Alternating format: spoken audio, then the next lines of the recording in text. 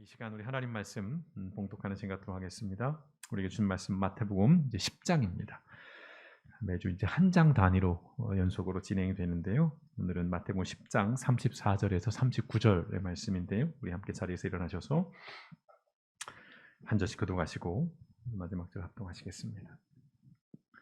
마태복음 10장 34절에서 39절까지의 말씀입니다. 우리 한 절씩 교독하겠습니다. 34절입니다. 내가 세상에 화평을 주러 온 줄로 생각하지 말라. 화평이 아니요 검을 주러 왔노라.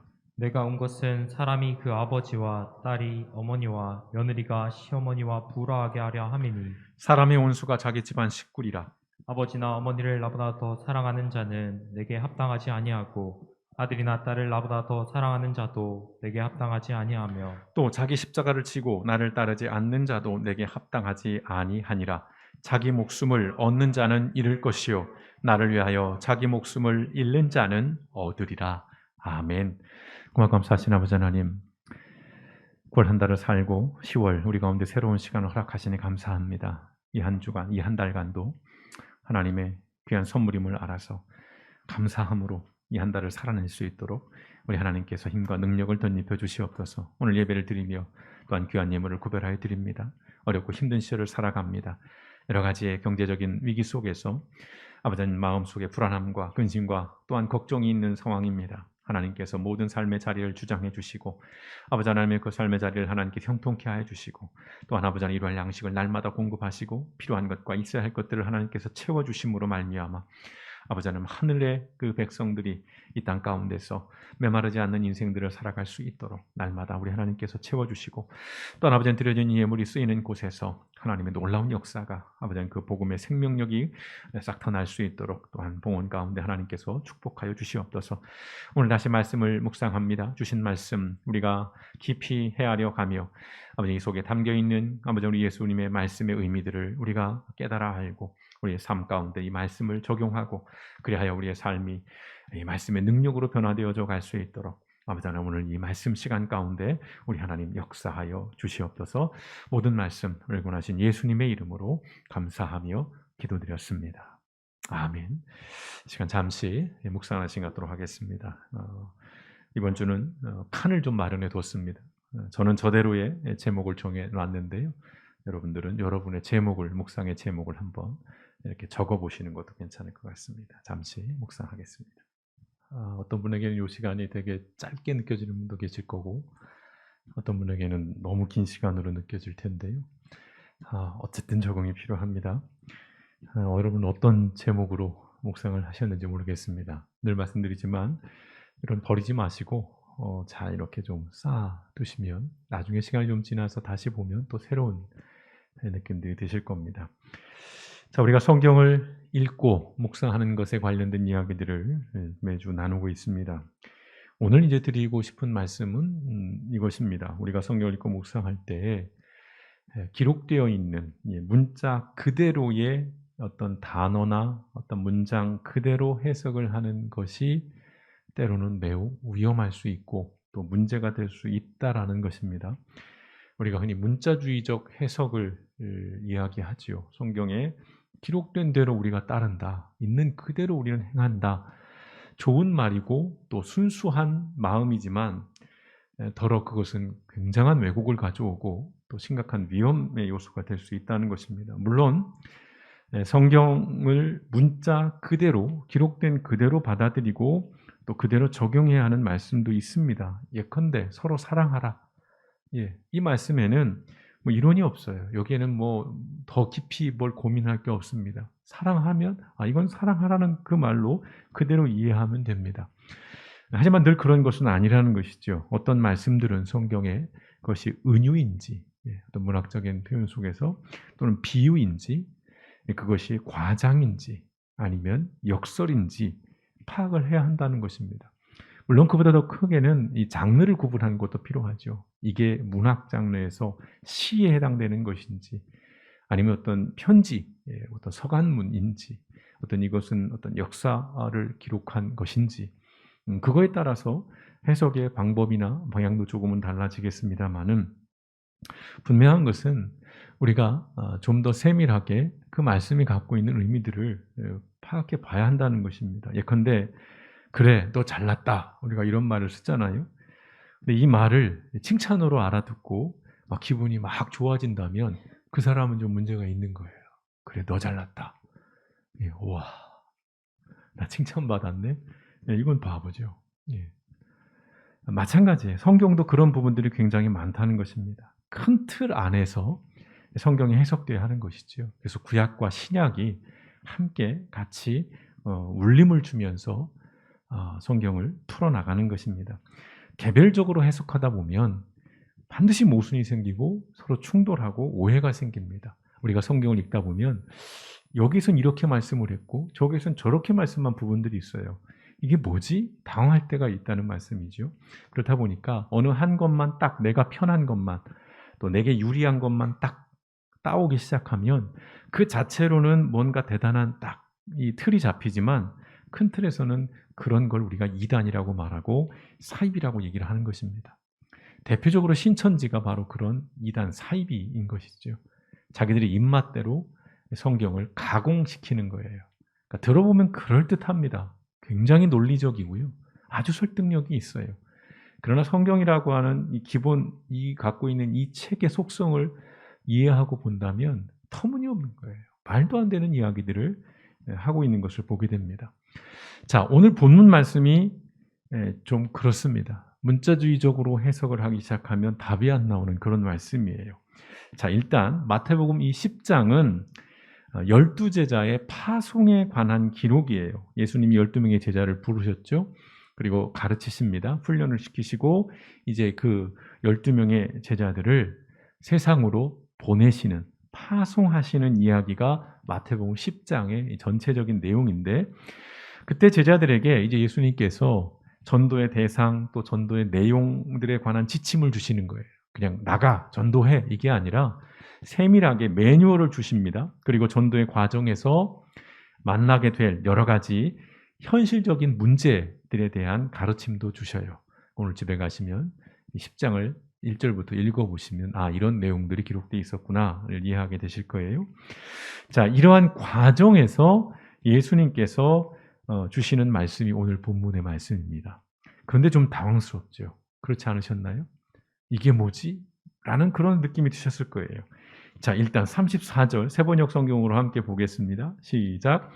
너희는 내가 세상에 평화를 주려고 온 줄로 생각하지 말아라. 평화가 아니라 칼을 주려고 왔다. 이걸 어떻게 이해해야 될까요? 당황스럽지 않으신가요? 우리가 이제 성탄절이 되면 해마다 항상 듣게 되는 말씀들 가운데 하나가 뭐죠? 평화의 왕으로 오신 예수님. 예, 뭐 이런 얘기들을 우리가 많이 해요. 평화의 왕으로 오신 예수님에 관한 이야기들을 합니다. 그런데 오늘 예수님이 다른 사람이 한 게 아니라 예수님이 직접 당신의 입으로 내가 세상에 평화 주러 온 거 아니야. 나 칼 주러 왔어. 라는 그런 말씀을 하시는 겁니다.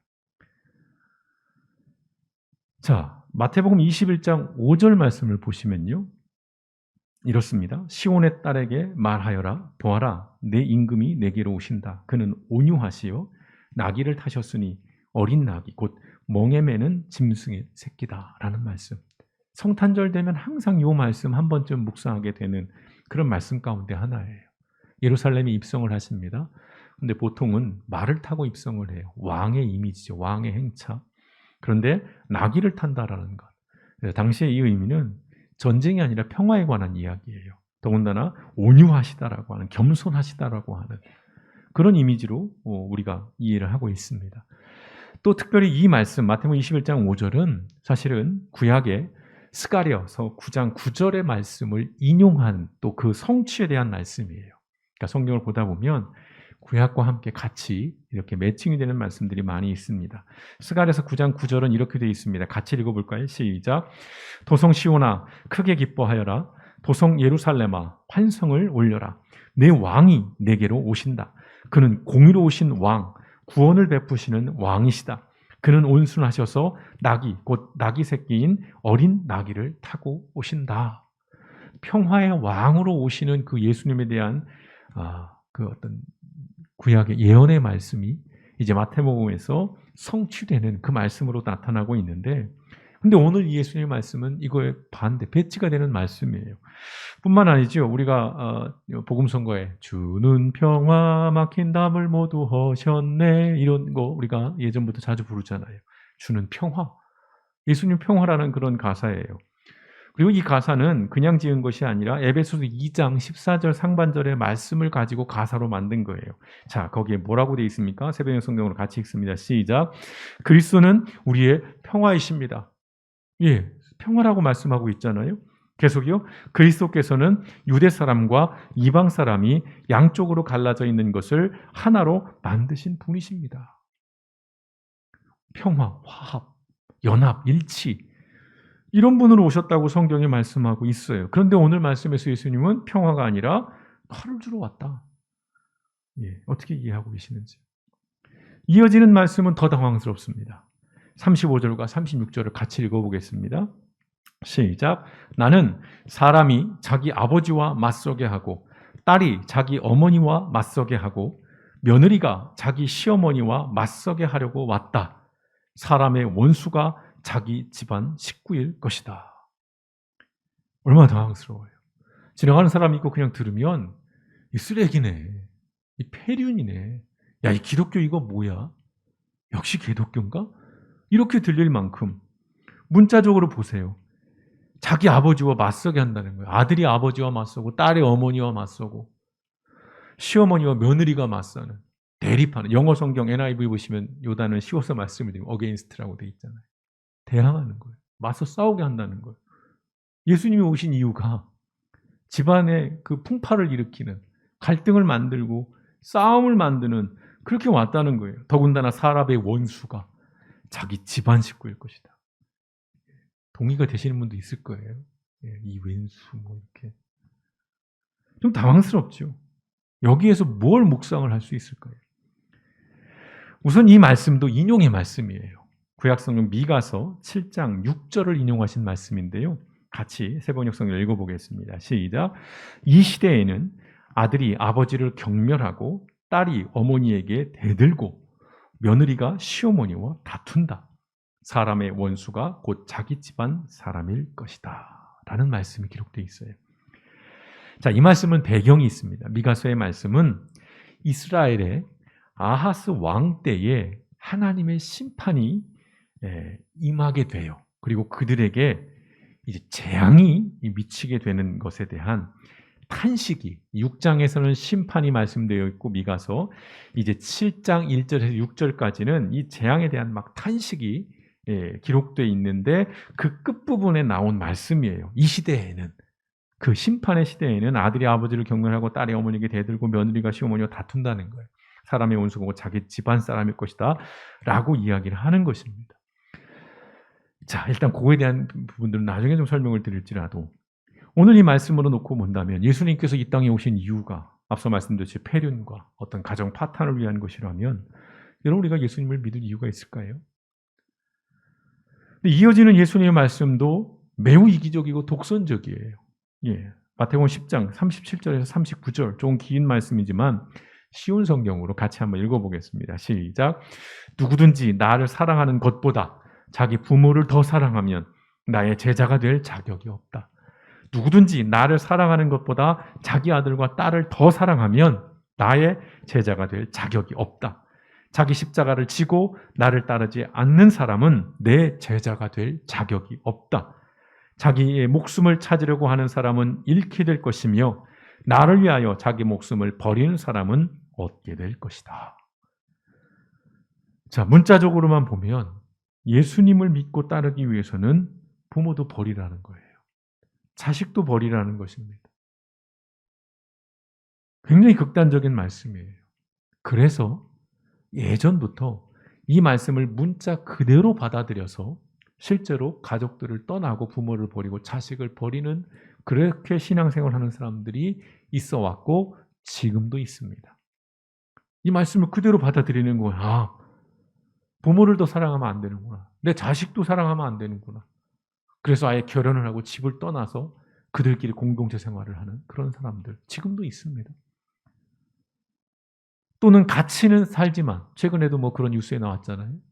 예, 다들 모인 자리에서 자식이 부모 뺨을 때리게 시킵니다. 회개의식이라는 거예요. 말도 안 되는 신옥주라고 하는 사회적인 무리를 일으키고 있는데 굉장히 독선적이에요. 그리고 나만 바라봐 하잖아요. 내가 제일 잘 나가 이거예요. 예수님이 아주 배타적이고 독선적인 말씀들을 계속해서 쏟아내시는 겁니다. 자, 오늘 이 예수의 말씀, 문자적으로는 굉장히 당황스러운 말씀이에요. 근데 10장이 가지고 있는 그 배경 속에서 이제 이해를 하다 보면 10장 안에 예수님께서 너희가 전도를 나가다 보면 이런 일들을 만나게 될 거야 라고 주시는 말씀들이 있어요.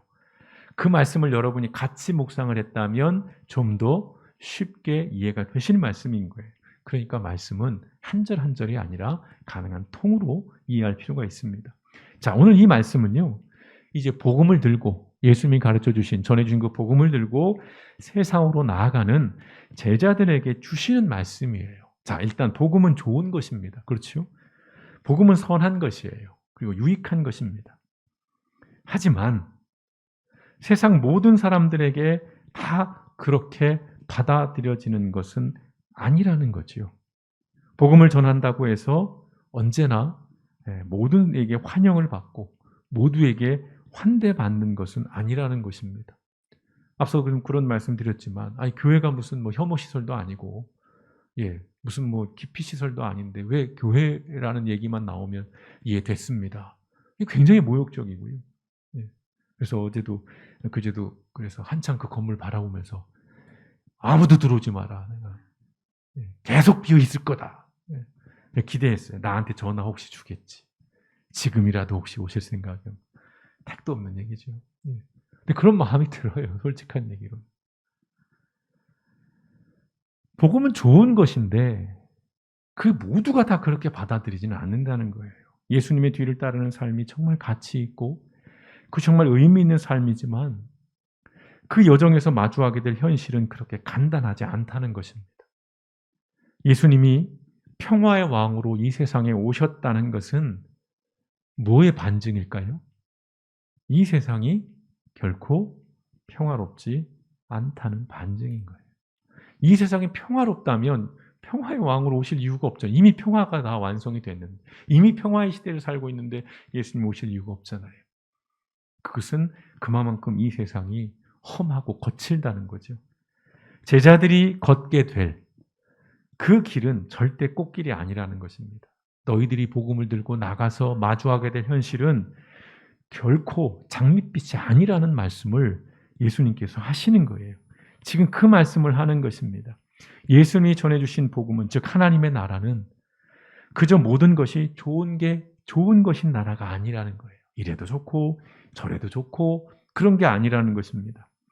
복음은요, 분명 좋은 것인데 그 안에 담겨 있는 내용들을 살펴보면 사실은 굉장히 위험하고 강력한 것입니다.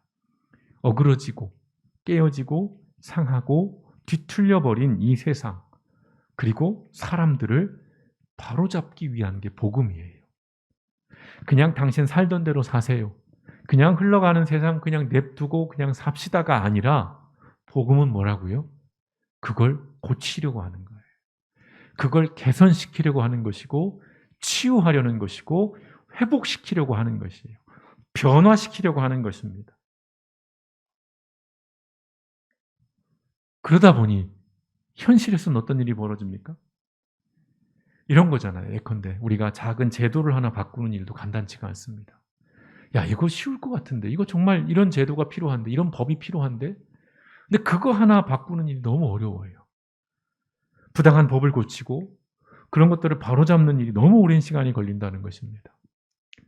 예컨대 국가폭력의 희생자들이 명예를 회복하고 사과와 배상을 받기까지 수십 년의 세월이 걸려요. 지금도 가끔씩 그런 판결이 나오잖아요. 30년 만에, 40년 만에 무죄 선고 받았다. 명예 회복이 됐다. 그게 그렇게 오래 걸릴 일이냔 말이에요. 부당하다는 게 드러났고 잘못됐다는 게 명확해졌음에도 불구하고 그걸 바로잡는 일이 그렇게 어려운 거예요. 좀 더 민감하게 일본군 위안부와 강제징용 노동자 문제는 아직도 진행 중이에요. 우리가 해방을 맞은 지가 벌써 몇 년인데. 그냥 죽어가는 거예요.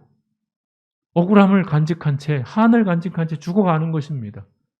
누가 봐도 이것은 고쳐져야 하고 이들은 사과를 받고 배상을 받아야 될 사람들이라는 걸 다 아는데 그걸 못 바꿔요. 그걸 바로잡는 일이 정말 어려운 일입니다. 자, 이유는 두 가지예요. 제가 늘 말씀드리잖아요. 이렇게 어려운 이유는 두 가지입니다. 먼저는요, 기존의 질서에서, 기존의 어떤 체계, 체제, 시스템에서 아주 독점적인 지위와 이득을 누려오던 세력들이 강고한 힘으로 저항하니까 그런 거예요. 그들은 돈과 권력으로 법과 언론을 지배합니다. 마치 예수님 당시에 바리새인과 사두개인들이 그랬어요. 바리새인들은 종교 권력을 갖고 있었고 사두개인들은 정치 권력을 갖고 있었어요. 그러니까 예수님이 복음을 전하면서 하나님의 나라를 전하니까 바리새인과 사두개인들이 부글부글 끓는 거예요. 저 새끼 죽여버리자라는 거예요. 왜? 자기들에게 눈에 가시니까요. 자기들에게 걸림돌이 되니까 죽여버리자는 거예요. 결국은 죽이잖아요. 제사장도 그랬습니다. 율법사들 그랬어요. 누구보다도 공정해야 되고 누구보다도 정의로워야 될 제사장 율법사들도 결국은 자신들의 이권, 이익 앞에서 타협을 해버리는 것이죠. 타협뿐만 아니라 더 능동적으로. 두 번째 이유는 그거예요. 오랜 세월 동안 이러한 기존 질서, 어떤 시스템, 체제에 그냥 순응하며 살아온 사람들에게 새로운 변화는요, 두려운 일이죠. 그리고 불편하기도 해요. 무엇보다 정보가 없습니다. 정보가 없어요. 왜 세상이 바뀌어야 되는지, 왜 이게 문제였고 왜 이걸 이렇게 바꿔야 되는지에 대한 정보가 없어요. 왜? 먹고 사는데 너무 바쁘니까요. 그러니까 오해해요. 오히려. 왜 번거롭게 하냐? 왜 불편하게 하냐? 그냥 기존에 있는 대로 하던 대로 그냥 사자. 뭐 이렇게 얘기하는 사람들. 예수님 당시에 군중들이 그랬어요. 처음에 예수님을 환호했습니다. 근데 결국 이들이 예수님을 십자가에 못 박으라고 하잖아요. 침을 뱉고 저주를 하고 비난을 하고. 제자들의 이 복음 전파를 반대했던 세력들은요, 이방인이 아니었습니다. 같은 민족이었어요. 유대인들이었어요.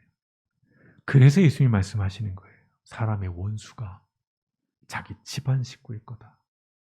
어디 저기 로마인들, 어디 저기 어떤 이방인들이 아니라 같은 민족이, 내 동포가, 내 이웃이 나를 배척하고 나에게 폭력을 행사하고 나를 거부하고 저항하고 반대할 것이라는 그런 의미에서 말씀하시는 거예요. 집안 식구가 원수라고 하는 그 말씀들이. 예수님의 뒤를 따라가는 삶은 영광의 길입니다마는 필연적으로 고난과 손해와 반대가 따른다는 거예요. 그걸 말씀하고 싶은 거예요, 예수님이. 새로운 길을 걷기 위해서는 불가피한 갈등과 분열이 생길 수 있다는 것입니다. 그래서 자기 부모나 자식보다도 예수님을 우선해야 할 만큼의 그 결단, 그 결기, 그 헌신이 필요한 순간들이 있다라는 말씀을 하는 거예요. 무조건적으로 일단 부모부터 버려, 자식부터 버리고 시작해가 아니라 복음을 전하면서 예수님의 뒤를 따라가며 살아가는 하나님의 나라를 만들어가기 위한 그 삶의 여정은 이마만큼 어려움이 있다라는 얘기를 비유적으로 하시는 거예요. 세상을 하나님의 나라로 회복시키는 일은 자기 십자가를 지고 목숨을 걸어야 할 만큼 어려운 일이다라는 것을 제자들에게 말씀해 주는 거예요. 왜냐하면 제자들이 오해할 수 있잖아요. 왜요? 예수님은 쉽게 했으니까. 그냥 말씀으로도 병을 막 고치고 죽은 자를 막 일으켜 세우고 막 오병이어 같은 이적을 행하니까 얼마나 신이 나요.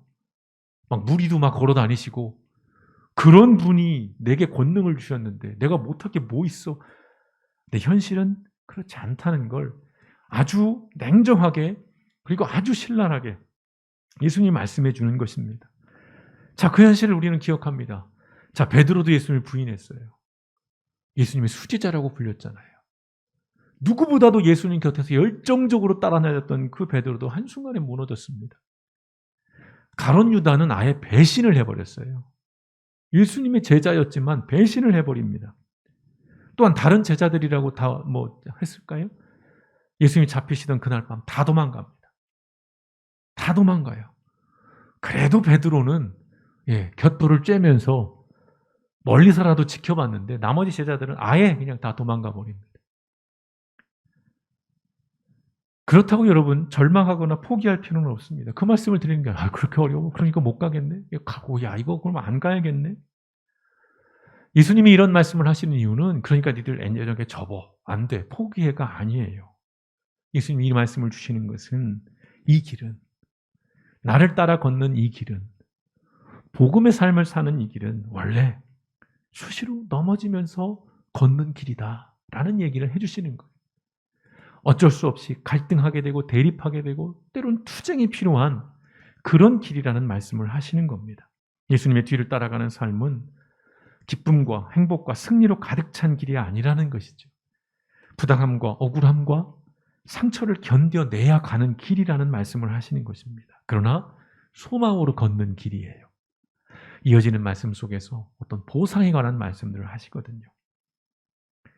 앞서 미가서를 소개해드렸어요. 6장에서는 하나님의 심판, 저주와 같은 그 절망적인 어떤 상황들, 그리고 7장 1절 6절에서는 그 상황에 대한 탄식들, 그런 말씀인데 미가서 7장 7절에서 8절 말씀에서 이런 말씀이 기록되어 있습니다. 같이 한번 따박따박 읽어보시겠습니다. 시작. 오직 나는 여호와를 우러러보며 나를 구원하시는 하나님을 바라보나니 나의 하나님이 나에게 귀를 기울이시리로다. 나의 대적이여 나로 말미암아 기뻐하지 말지어다. 나는 엎드러질지라도 일어날 것이요 어두운 데에 앉을지라도 여호와께서 나의 빛이 되실 것임이로다. 아멘. 그 부분만 다시 한번요. 색깔을 넣었습니다. 자, 나는 엎드러질지라도 이 부분부터 시작. 나는 엎드러질지라도 일어날 것이요 어두운 데 앉을지라도 여호와께서 나의 빛이 되실 것임이로다. 아멘. 이 고백, 이 확신, 이 소망을 가지고 우리는 복음의 길을 걷는 것입니다. 풍파가 있어요. 어려움이 있습니다. 그러나 결코 그것이 우리를 굴복시키거나 우리를 돌아서게 하거나 포기하게 만들 수 없다는 것입니다. 복음은 능력이 있으니까요. 어려움이 있지만 능히 이겨낸다는 것입니다. 엎드러질지라도 일어날 것이에요. 여호와께서 나의 빛이 되신다는 것입니다. 여러분, 내 자신, 여러분이 그리고 우리가 살아가는 이곳의 사람과 이 세상을 하나님의 나라로 회복시켜 나가는 이 복음의 삶, 이 믿음의 여정을 여러분 결코 포기 않으시기를 주님의 이름으로 축원드립니다. 더러 손해도 볼 수 있어요. 억울할 수 있습니다. 괜히 내가 교회 다닌다는 이유로 여러 가지 부당한 일을 당할 수도 있어요. 그러나 그 모든 것들 결국은 소망 가운데서 빛나는 열매로 우리 가운데 주어진다는 것, 우리가 그것을 반드시 기억하면서 우리가 예수님의 뒤를 따라가는 하나님의 사람으로 살아가시길 주님의 이름으로 축원드립니다.